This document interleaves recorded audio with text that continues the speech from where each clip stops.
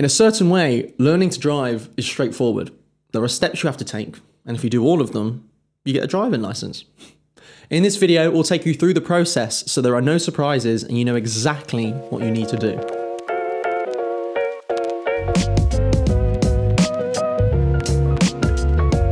Before you do anything with a car, you need your provisional license. We've done a whole video detailing how to get one, but the short version is you apply online on the official DVLA website or via the post office. The full video is linked below. You can do this 3 months before your 17th birthday. So if you're forward planning and eager, you could start learning to drive on your birthday. But to learn, you'll need an instructor.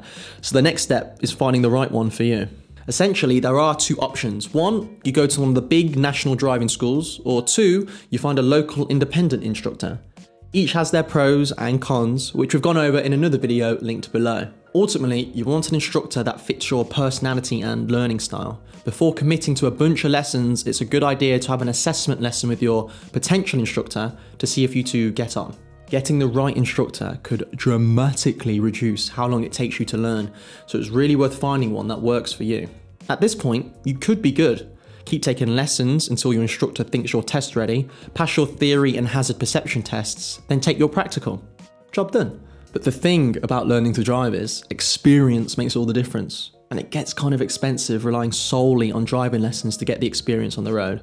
So a good step to add, once you've had some driving lessons, is private practice. This means getting insured on a parent's or older sibling's car.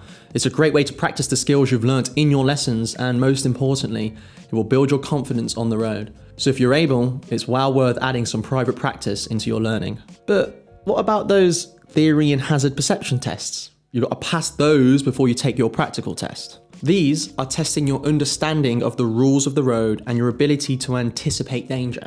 So getting good at this should be a combination of studying at home and then implementing that knowledge during your lessons and practice.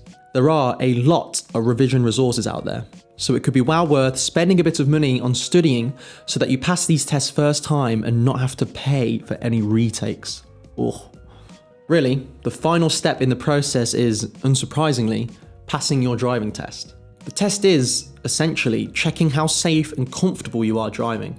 Your instructor will tell you when you're test ready, so you should go into your test confident that you know what you're doing.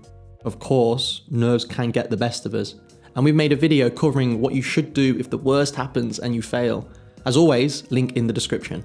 And that's it. Follow these steps, and before you know it, you'll have a driving license. Mad? Yeah, no, it was good. It feels like it needs one extra little bit, like just a reaction or a little ad lib. And that's it. Follow these steps, and before you know it, you'll have a driving license and a purpose in life and attention from all the opposite sex or the same sex or whoever you want. And you get to live your life to the fullest. You get to drive wherever you want, road trips with your friends, get away from your parents. Ah!